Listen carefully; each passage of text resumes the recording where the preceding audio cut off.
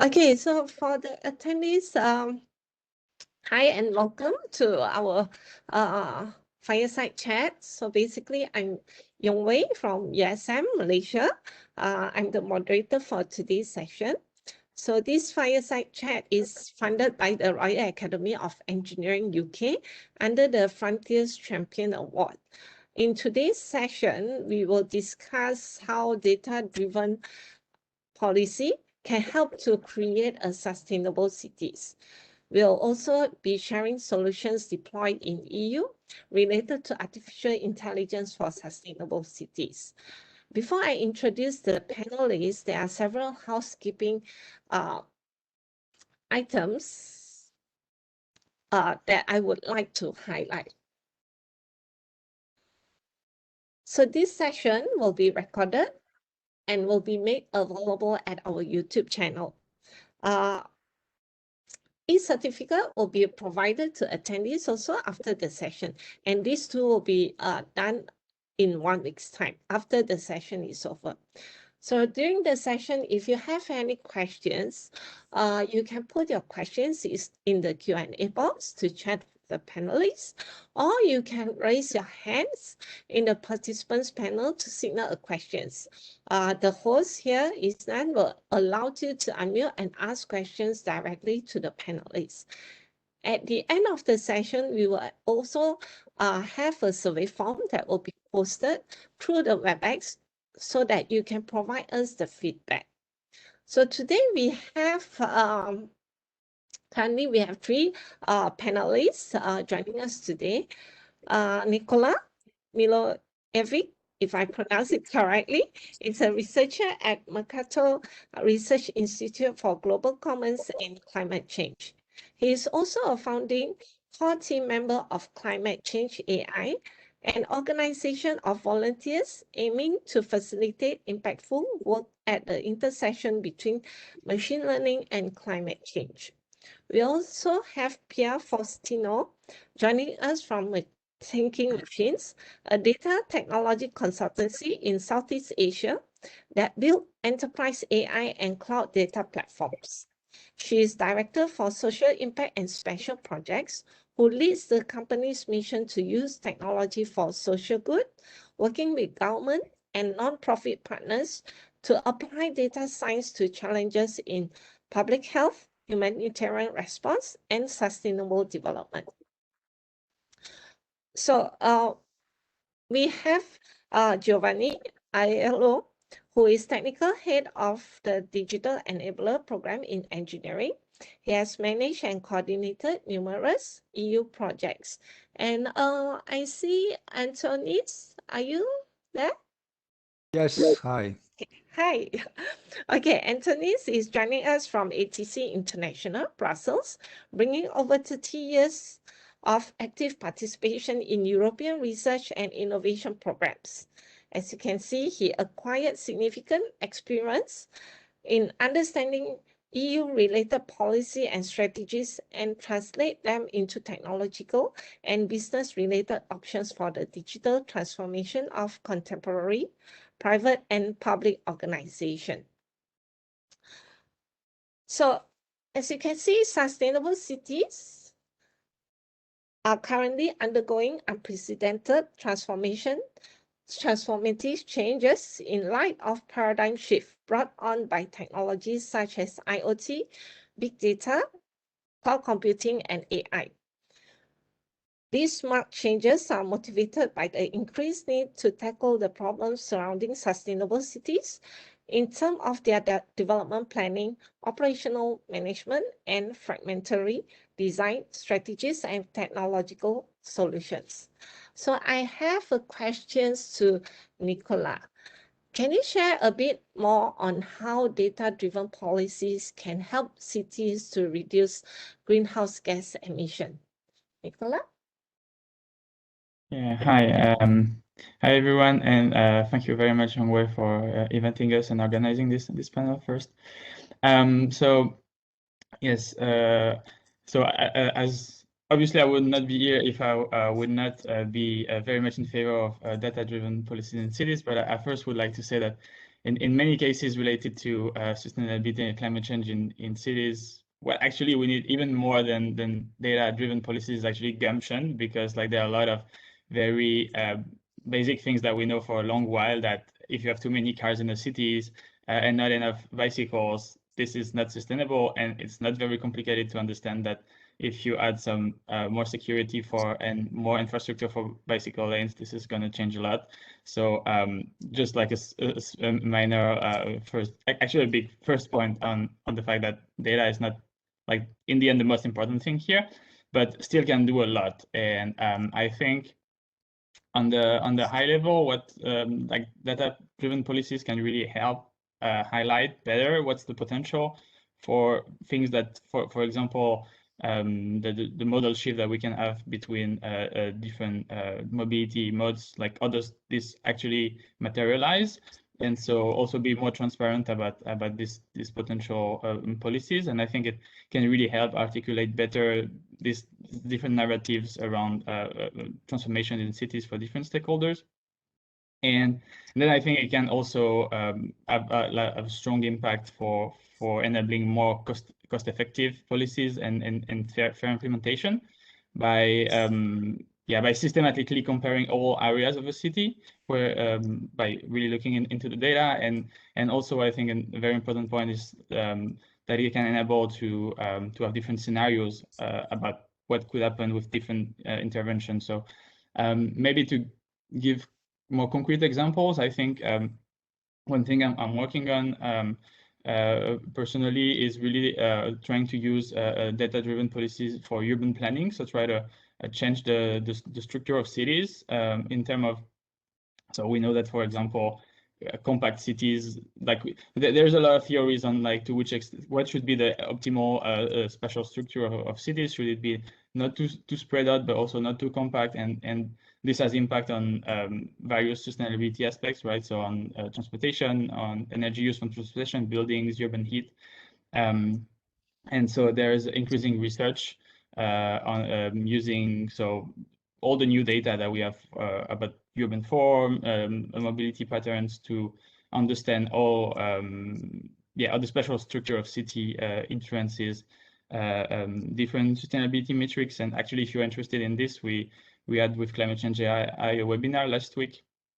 You can check out on our website, climatechange.ai/webinar. And so we had Jason Tsao from University of Minnesota that has done pioneer research in this, that gave a talk in. So if you want to have more details on that. And I think another also key use case here is to enable targeted action to retrofit the building stock.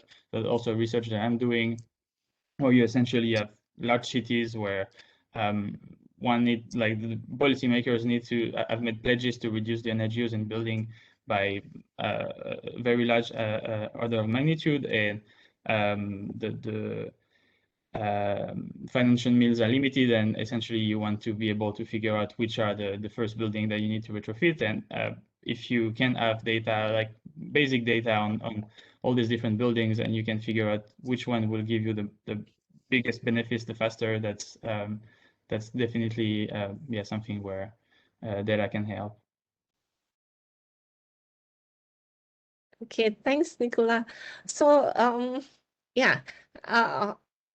back to the things that have been done. So basically, Thinking Machines has conducted a lot of consultancies with several operations in ASEAN.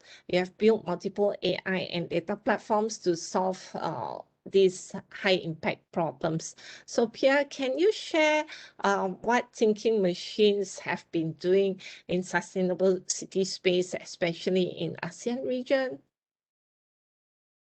Yes. So thank you again for inviting us to share our experience in using data science to try to shape the way our cities are built and run.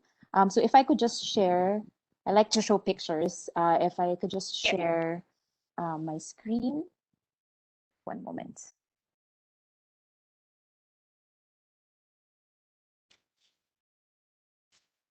Can you see? Yes. Okay. Oh, maybe I'll just explain a little bit about what our company is, what we do, and then some examples of projects that we've done that we think have demonstrate how data science and AI can be valuable for local governments. So just in a summary, so we're a consultancy company. We're basically a data science team for hire. We're based out of Manila, but we have operations in Singapore, Bangkok. And we help organizations of all different kinds of sectors and industries to figure out really how to get value out of data. So we've worked with lots of different organizations from private sector, public sector, nonprofit, of all these different industries. And we try to, make use of this diverse experience with every engagement we do. In a nutshell, the services that we provide to the clients and the partners we work with are three kinds. So we build, data warehouses. We help our clients put all of their data into a single place so that it's easy to access and help them get that organized. And then we do custom artificial intelligence. And I'll discuss mainly the geospatial AI examples that we've done. And then we also do like capacity building or like helping to train organizations to beef up their own data skills. So I want to focus on the work that we've done in geospatial because I think this has the most relevance to cities.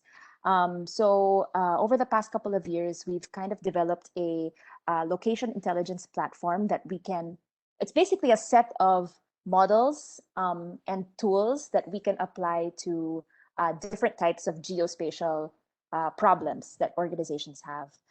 So this platform, we have the ability to process large amounts of geospatial data, extract new data from satellite imagery and other remote sensing data, and then also do specialized analysis to solve questions that are particular to different industries, such as, where do I build my next, hospital, or how do I optimize the way that I'm delivering certain public services to the populations that need them. So it's more of like, how do you take all of this data and answer a relevant question for the decision maker? And then and then we also have tools that build, that put this information, these insights into visual presentation through interactive maps or dashboards. So all of the projects that we do use an element of each of these different, different capabilities. And I guess the sexy part of the geospatial platform that we have is the AI part, right? That's something that, this is AI for sustainable cities. We've developed quite a few number of AI models that can take high resolution or low resolution satellite imagery and extract usable data out of it. So being able to detect buildings and estimate their height, their sizes, their roof materials, estimating wealth based on how a place looks. You can tell how wealthy or how poor it is, or looking at how land has changed over time. So just to give a couple of examples later, and I think later on as the discussion progresses, I can dive into more detail on some of these. But examples of use cases. So last year, we worked with a humanitarian agency in Colombia called IMAP that wanted to more quickly identify where informal settlements are emerging around the country. Because you might have heard that there is an economic crisis in Venezuela, the country next to Colombia, and there's so many migrants moving into Colombia. And these migrants, they have nowhere to go, so they set up informal settlements with, and usually the living conditions in these places are very poor. So the humanitarian agencies, they need to know where these settlements so that they can provide assistance. So it's usually very time consuming to send field researchers out to find these places. So we used AI to rapidly assess where these assessments are most likely to be found, and then sending people in the field to go validate that. So it's sustainable cities can mean a lot of things, right? But one aspect of sustainable cities is to identify where your vulnerable populations are and then make sure that to provide them with assistance. Another example is mapping poverty or wealth. So again, this is about finding vulnerable populations, which is very relevant to cities in the developing world. This basically is a model that we developed with UNICEF that can, for every 18 square kilometer of the Philippines, estimate the average household wealth in that area. So this is helpful because it gives you a much higher granularity of socioeconomic data, whereas the Philippine government, usually it takes many years to do a household census, like a nationwide census. And then when they release the data, it's for an entire province rather than a particular city. So this can be useful for more localized planning. This is not this case study is not really AI related. It's more of simple data gathering and presentation. So we did this project with the United Nations Development Program that wanted to be able to empower cities with the data they need to drive progress towards the Sustainable Development Goals.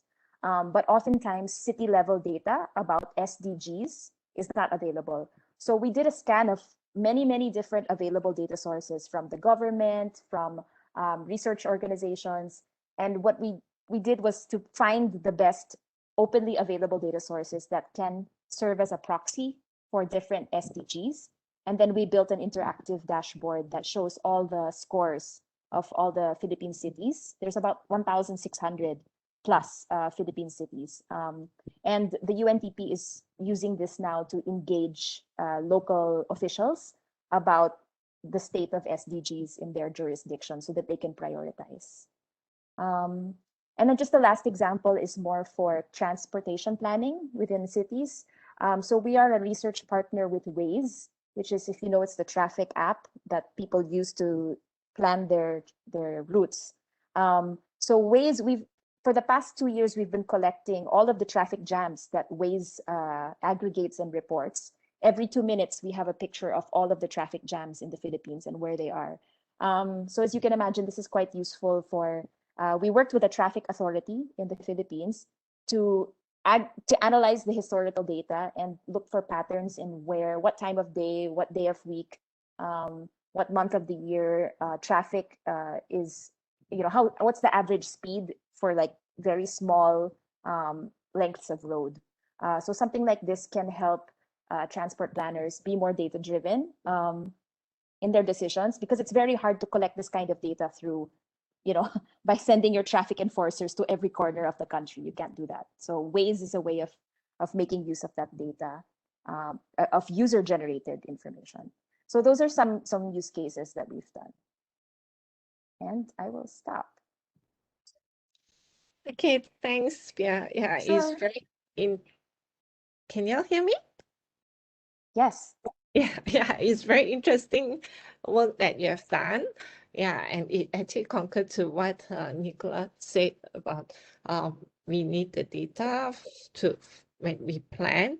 So yeah, I have questions for Anthony and also Giovanni. Can you share how cities in Europe are using AI or utilizing the data in urban planning?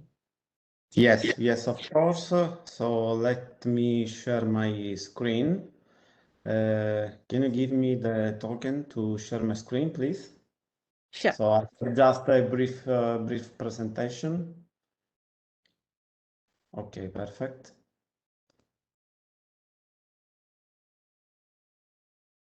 Okay, can you see my screen?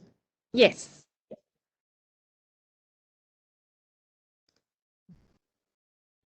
Okay, so first of all, thank you very much for inviting me to this great event. I am here with my colleague and friend Antonis from ITC.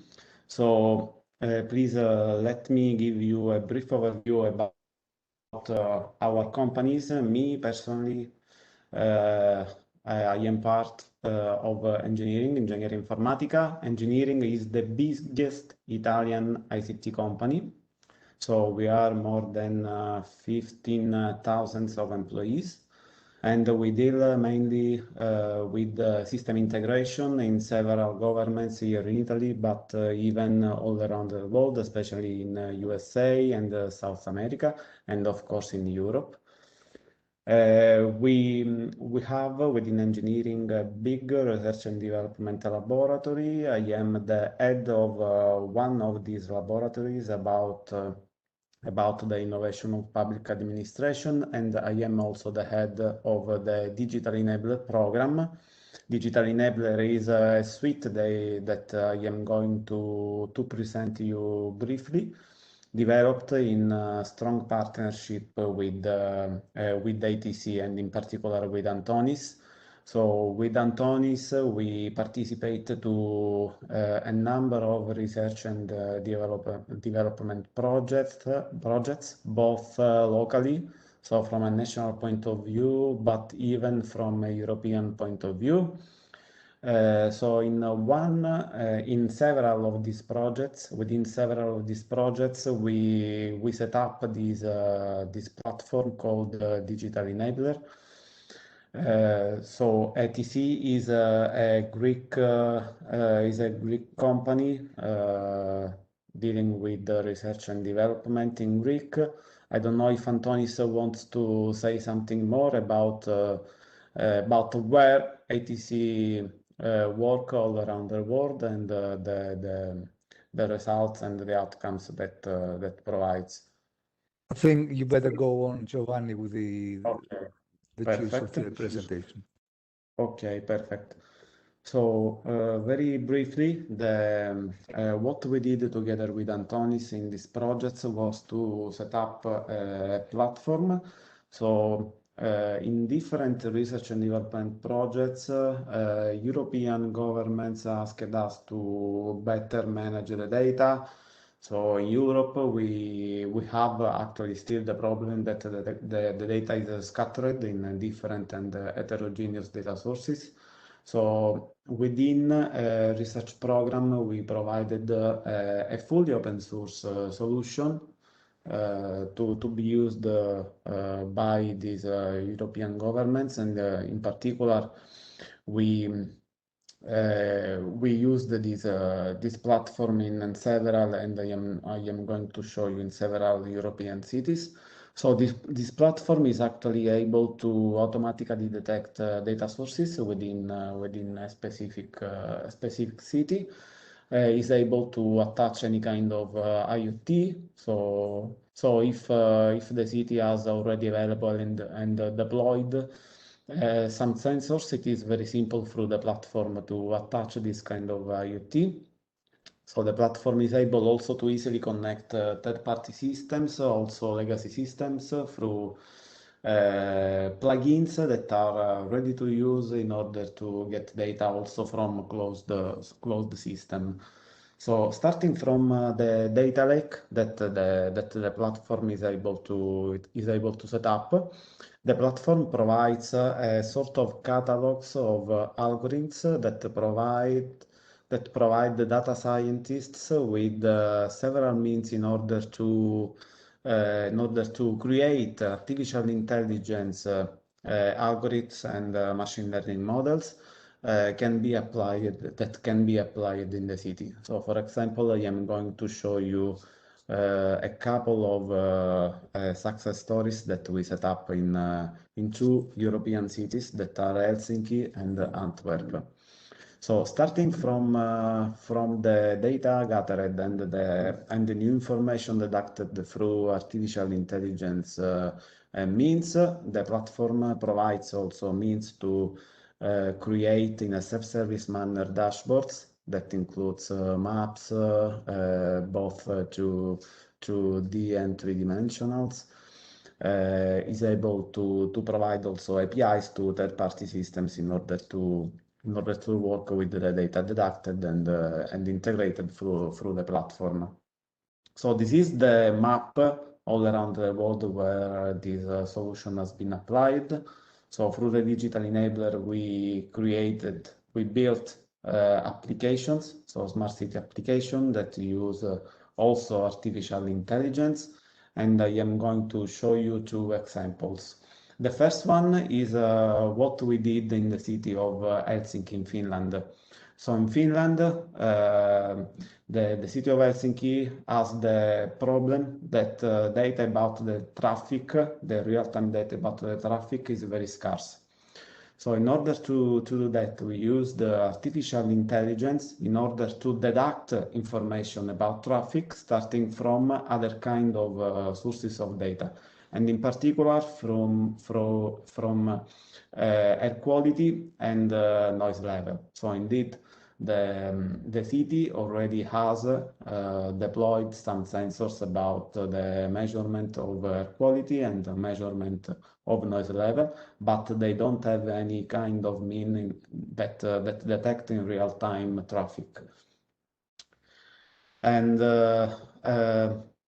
in this example, I show you a map. I show you an application where we provided the city with a dashboard that automatically, through artificial intelligence, provide estimations about the impact on air pollution that a new construction in the city can provide. So this application was able to drive in decision making the city makers, because starting from this application, the city maker well selected the point of the city where the impact on air pollution was as lower as possible. So about the deduction of sources of pollution and traffic, we set up another use case, in this case for the city of also in this case for the city of Helsinki, that starting from the registration of some IoT systems like noise level and air quality, and through the graphical mashup and integration of this kind of data, we provided a dashboard that allowed them to detect what are, first of all, the sources of pollution, the probable sources of pollution detected from each of the sensors. So through an unsupervised machine learning model in particular, for example, this is the list of the devices, and from each of the device, through the unsupervised machine learning model, we deducted information about the sources of pollution. So for example, the air quality, the bad air quality registered from this sensor probably comes from natural sources for 48%, comes from industry and ports with the probability of the 6%, and so on. And this is and the same also for the other sensors. This application, always for Helsinki, provides the deduction of what I said before about the traffic, starting from air pollution and noise level.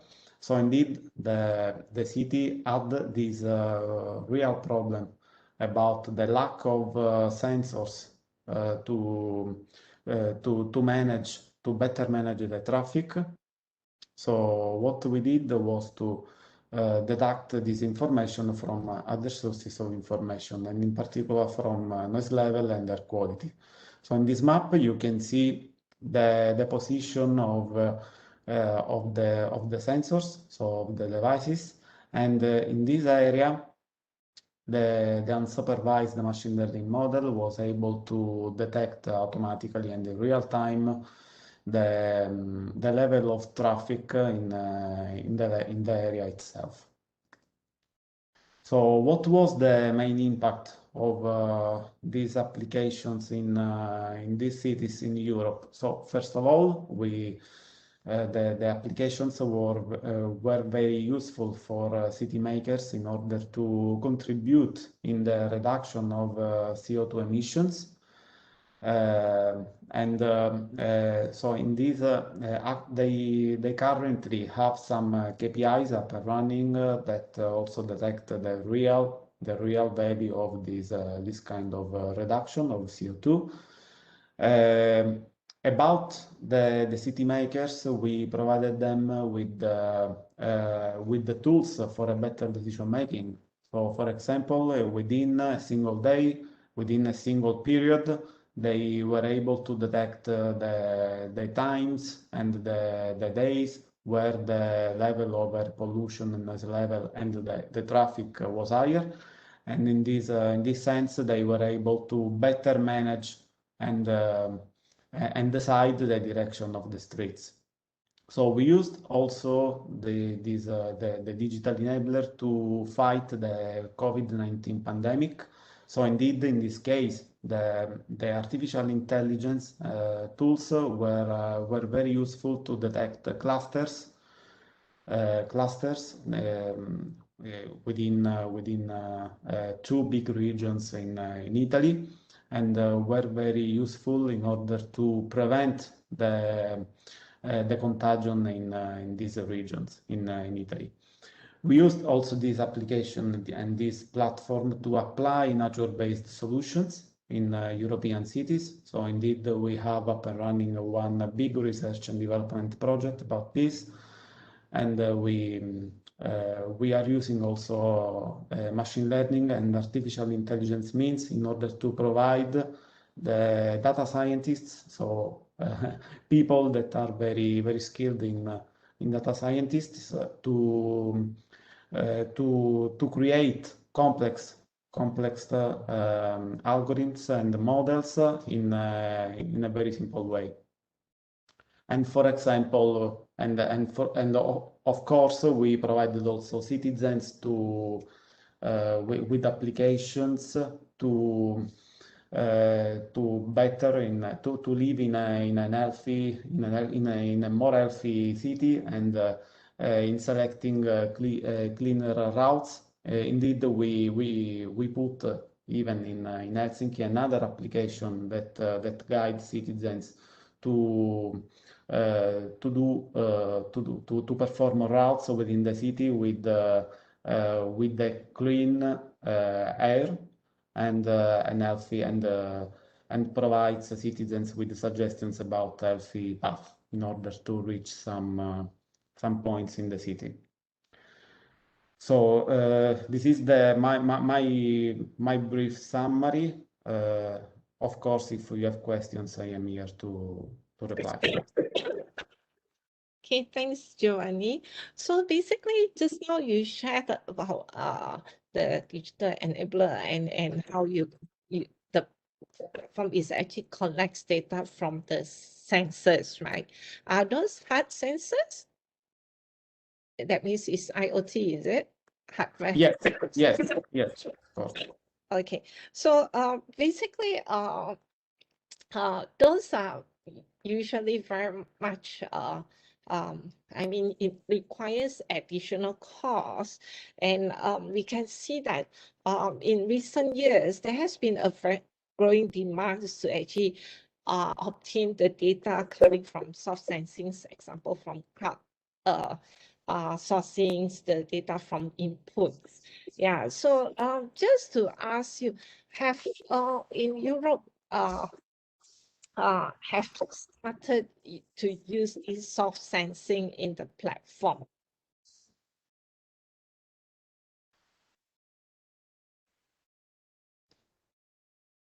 Giovanni? Yes. I cannot hear you very well. Sorry. Can you hear me? Yes. Now, yes. Yeah. Okay. So my question is, from Europeans' perspective, have you used soft sensing to provide the data in the decision-making process? Yes, in several European cities we use remote sensing, also the data from remote sensing, in order to detect information about something that is the city's lack. some data that the cities lack. And yes, through the digital enabler, we are able to attach several kind of sources that are useful to provide to the this kind of information. Okay. Thanks, Giovanni. So Pierre, what about from the ASEAN region? Pierre? Yeah, so soft data or soft sense data, you were referring to like mobile collected data, is that right? Yes, that's right. And also from satellite, I think, remote sensing. Yes. Oh, remote sensing.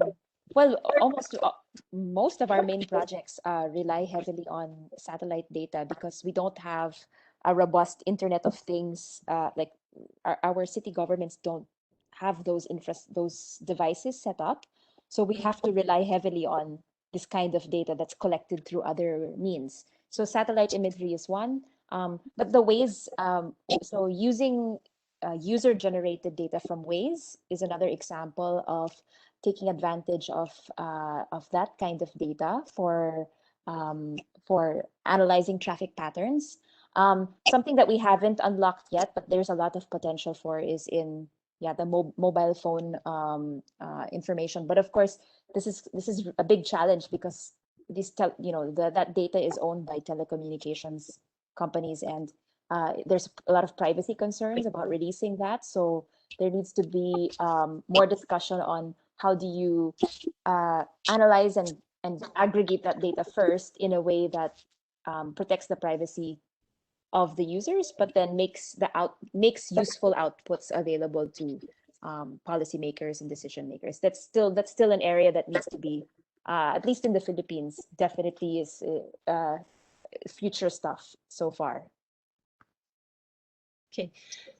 Yeah, so I have questions for Nicola, since you have been engaged in a lot of R&D. So if we want to get the data from the citizens, aside from the privacy, do you think there are ways for us to get the citizens to contribute or encourage them to at least contribute the data?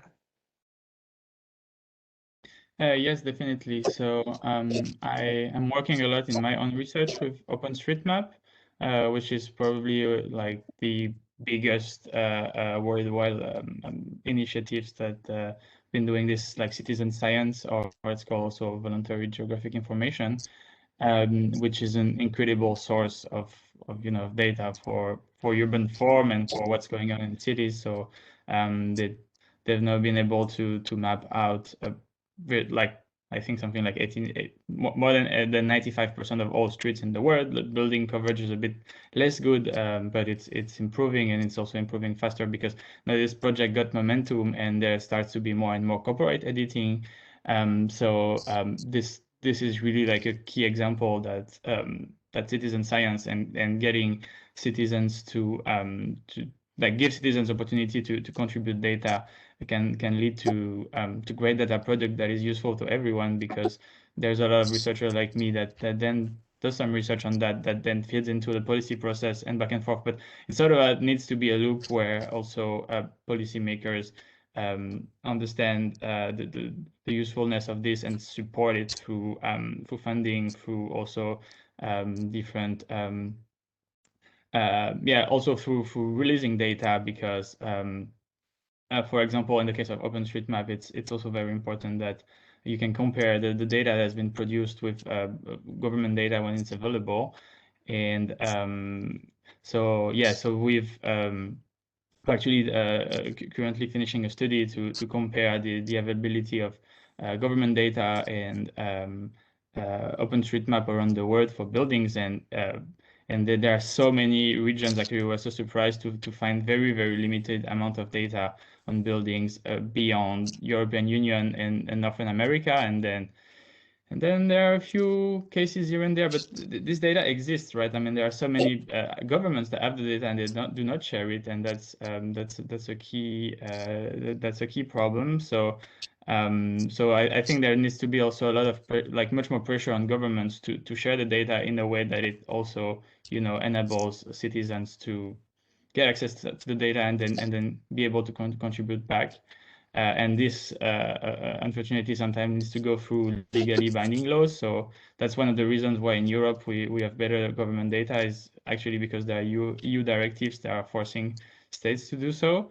And obviously take a lot of time. I mean, these are like this is processes that take decades. The EU started this like something like 2006, and it's still not there yet that all countries are following up, but at least it gives some results.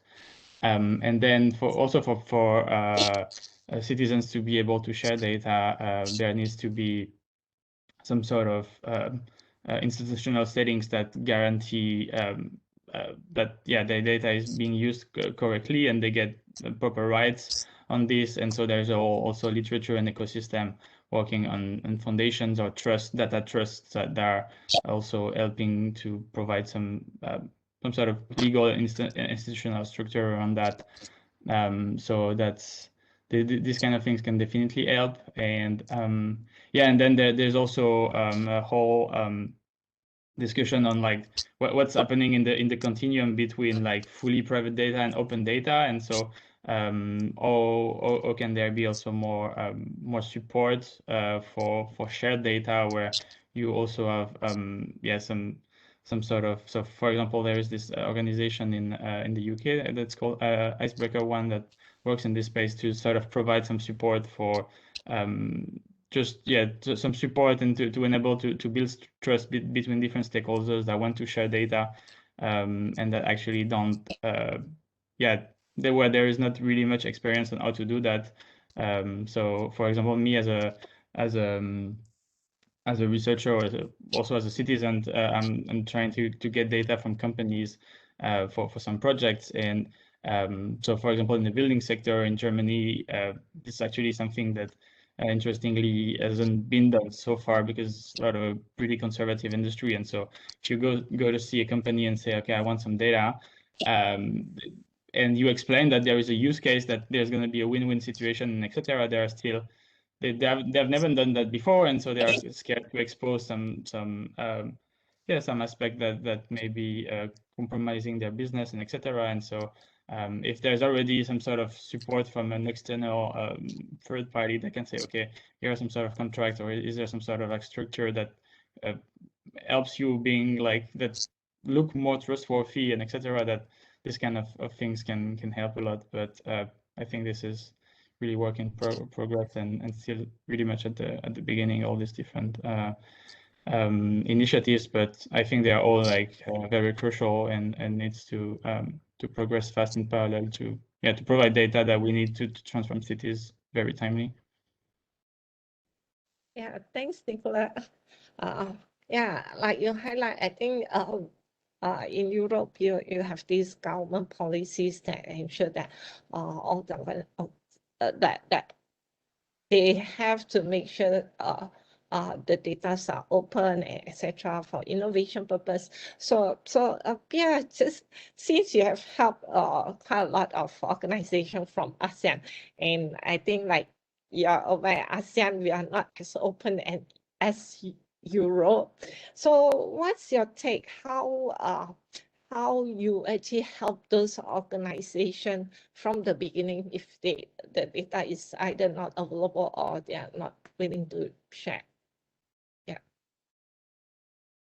So this is related to the lack of training data to train models on, is that right?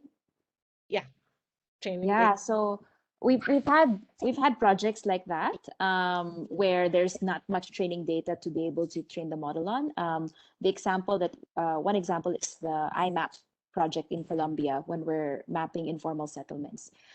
So in that case, we only had a few locations.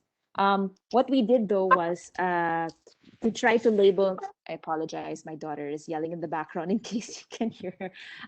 So we had to create some own labels ourselves, using Google Earth Engine.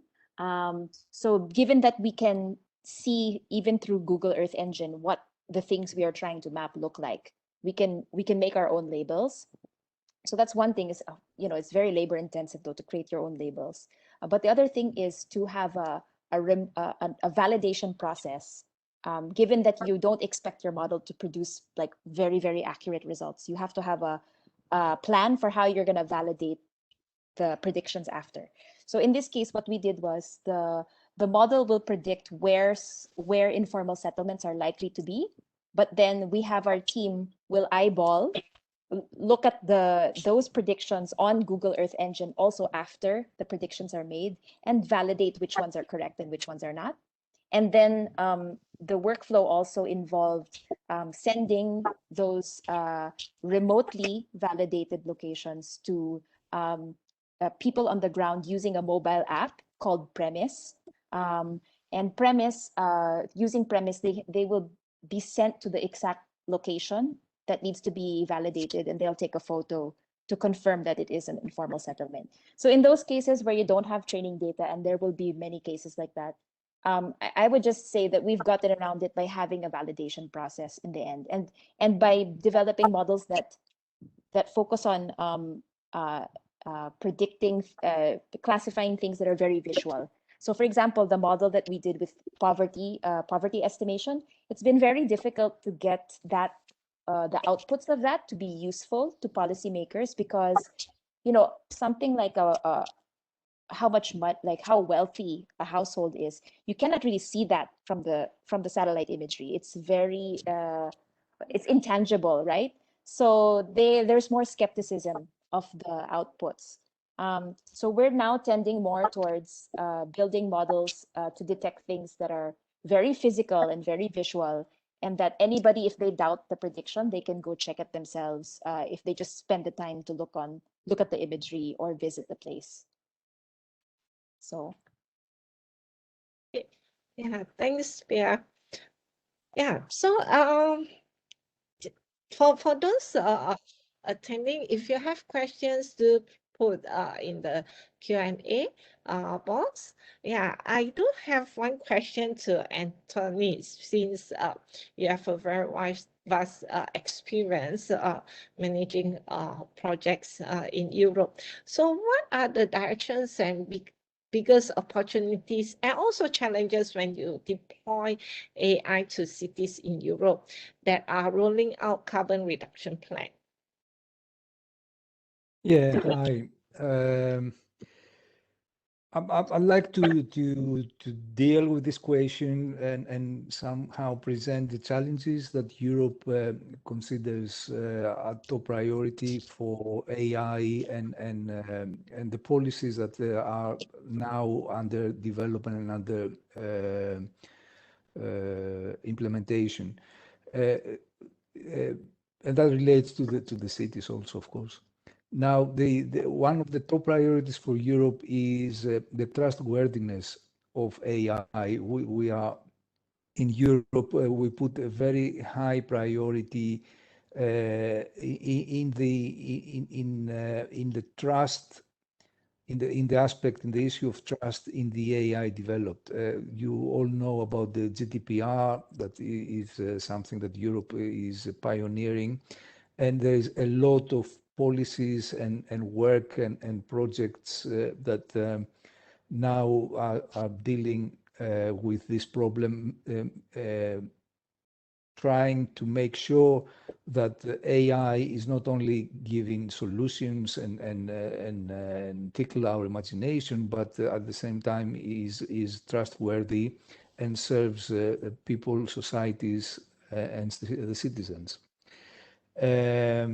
Another issue that relates to that Europe is very much concerned with is the sparsity of data. And this is really when you compare the scenery of US, where you have very few big platforms that collect all the data, and so they are able to perform AI easily because the data is kept in a few places. In Europe, it's not the case. We don't have Googles, we don't have Amazons, we don't have this type of things, but we have parsed clouds with data. And what Europe is trying now to do to overcome this problem is trying to connect and federate basically all these smaller and numerous clouds that obviously are sources of data. And there's a big project now under implementation, policy and project, which is called Gaia X, that is going to provide the infrastructure for federating the multitude of European clouds and bring them to have the capacity of a Google or an Amazon by federation, not by integration.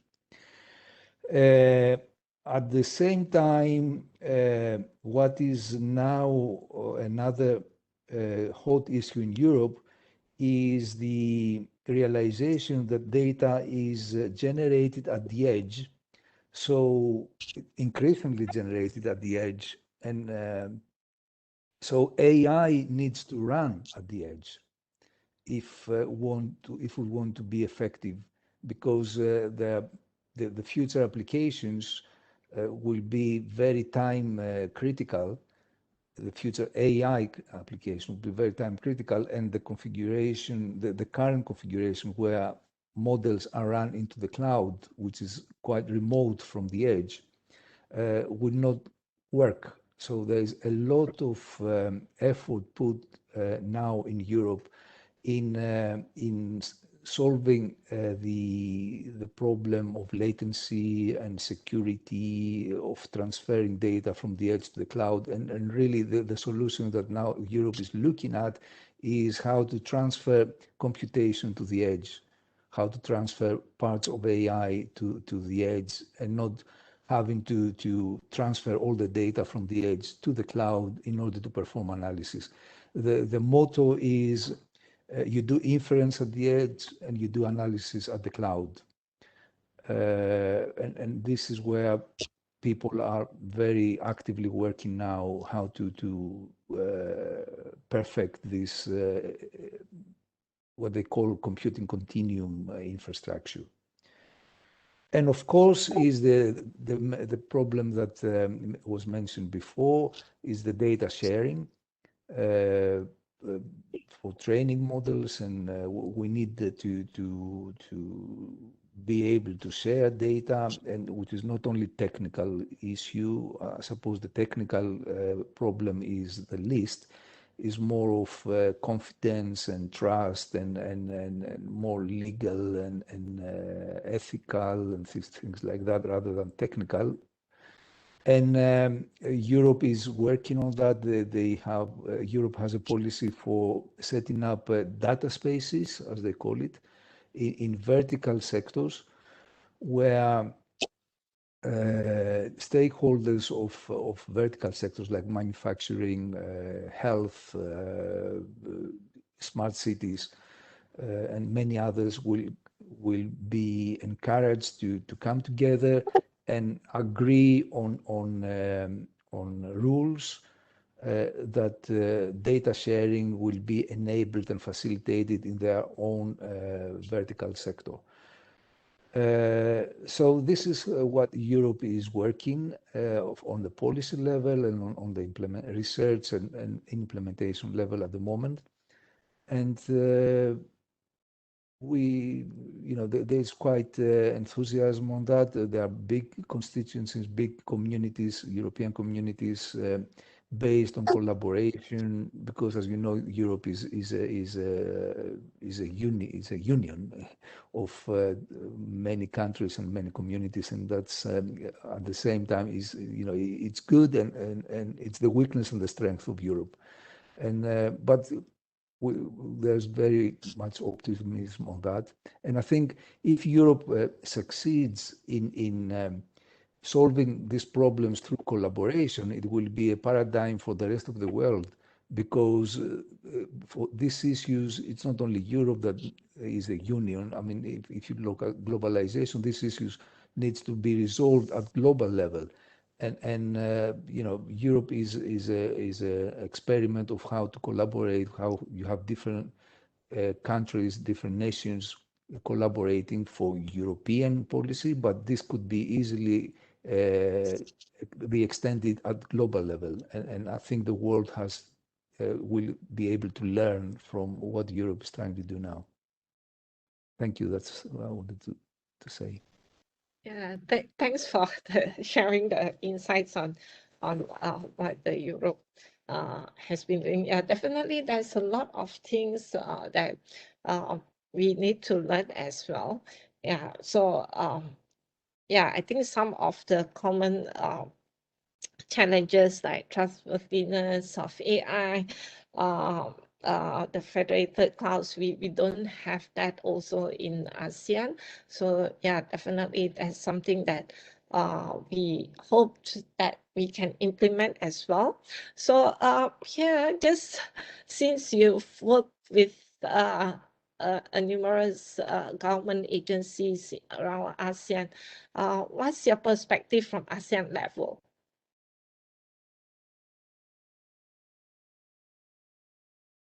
Hello. Yes.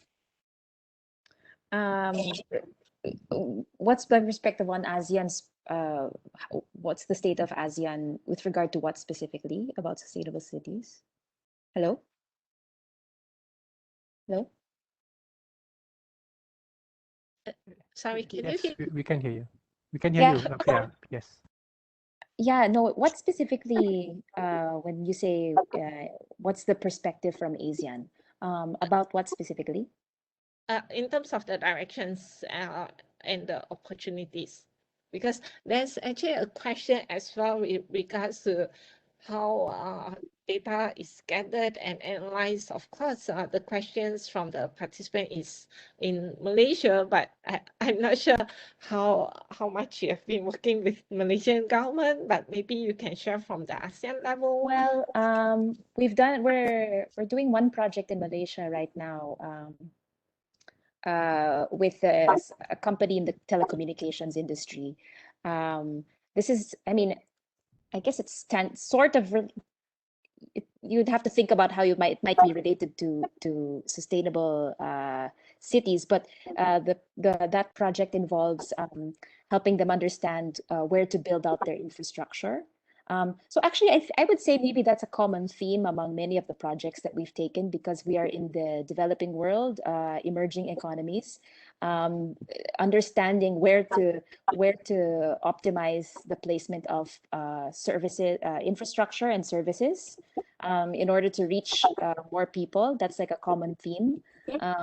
So aside from this project that we are doing in Malaysia, we've done several projects like that in the Philippines. So we did also work with a Philippine telecom to do that.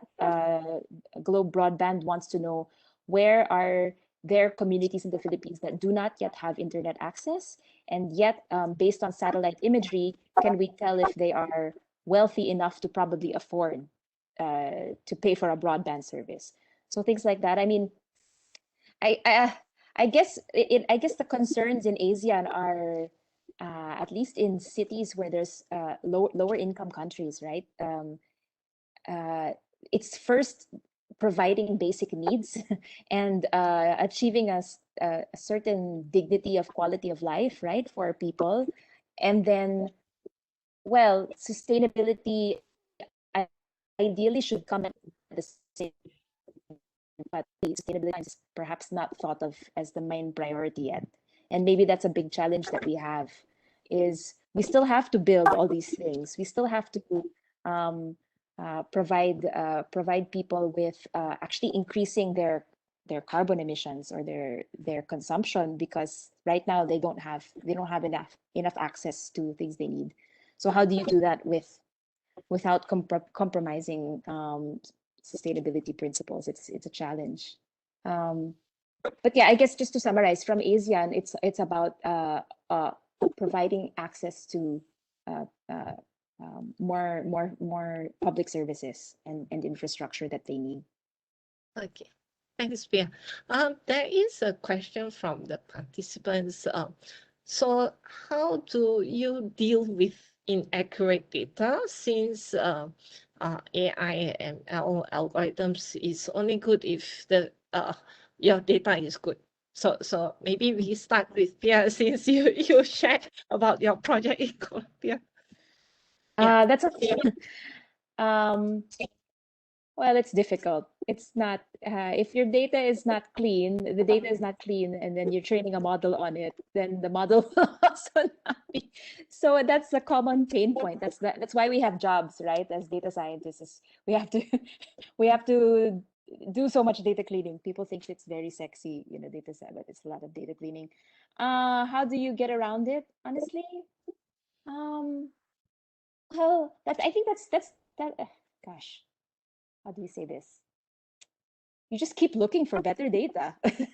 So one is you just clean the data you have, and then number two is keep searching for better and better data sets.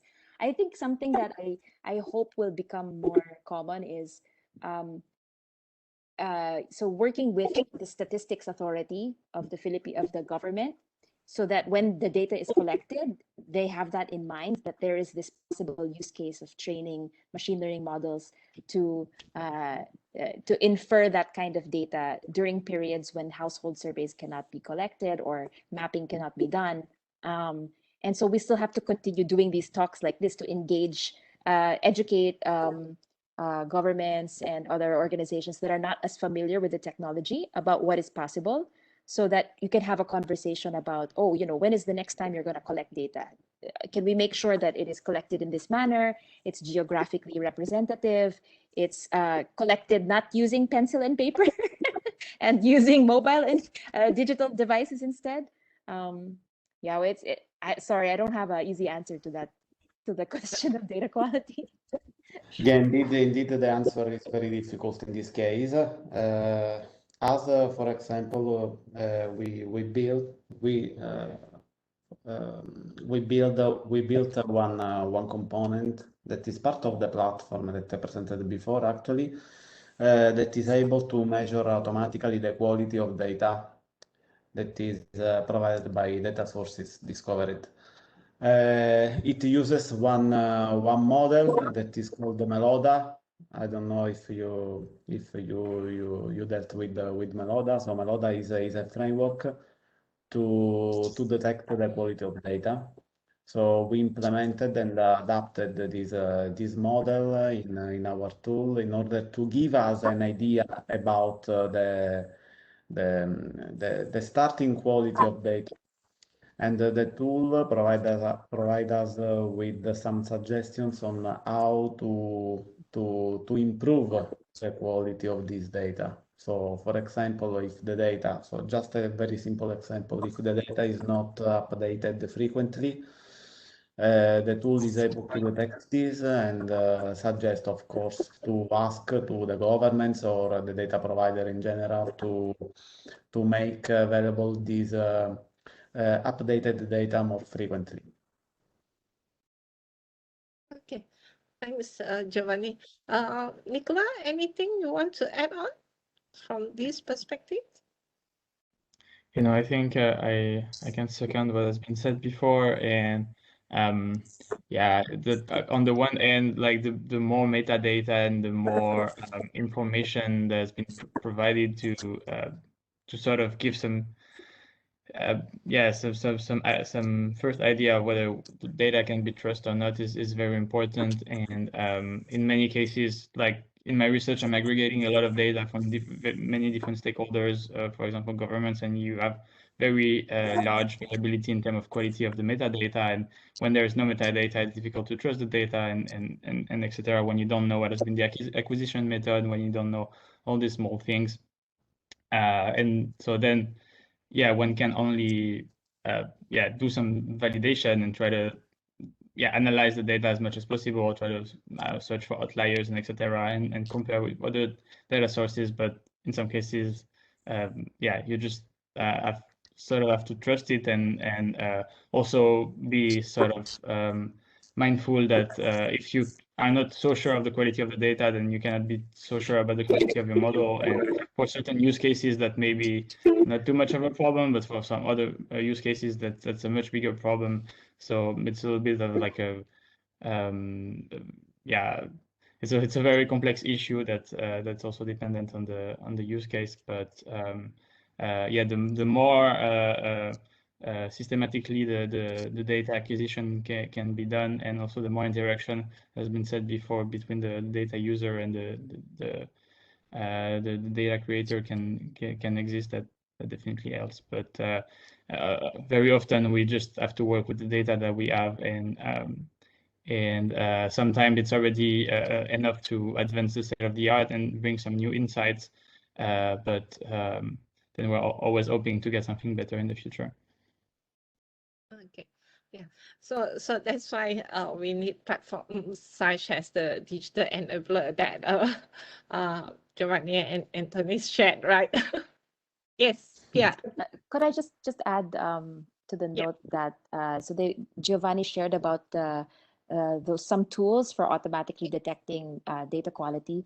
I think I just want to, maybe from the Asian perspective or from developing countries, you know, AI sounds a little far out, right? There's still so much work that has to be done with fundamentals of like basic good practices of data management and data literacy and digitizing services, which have to take place before you can even think of these, like have conversations about these higher level use cases. So like we do a lot of work, honestly, that's not, it involves cleaning spreadsheets and unmerging cells in Excel. You know, we do a lot of work like that with government partners, and teaching them about the possibilities of data and why what are the different tools available, and integrating data into their operations and culture more. I think that work is less, maybe it's less high tech, but it's really necessary. Yes, I agree with you. Okay, thanks, Pierre. Yes, I think we are almost time. So thank you very much. Thanks to all the speakers and also the attendees. Apparently, I received message that quite a few attendees, quite a lot of attendees somehow cannot join because there's some problem with the link. I'm not sure why. So anyway, we will make this video, the events posted in our YouTube. So if you have friends who cannot join or cannot view the event, you can always ask them to go to our YouTube channel. Yeah. Yeah, I think that's all for today. We hope you'll join us in our next event. Thank you to all the speakers. Thank you very much. So hope we will keep in touch and look forward to collaborate in the coming future. Okay. Thank you. So much. Everybody. Bye-bye. Thank you. Bye. Bye.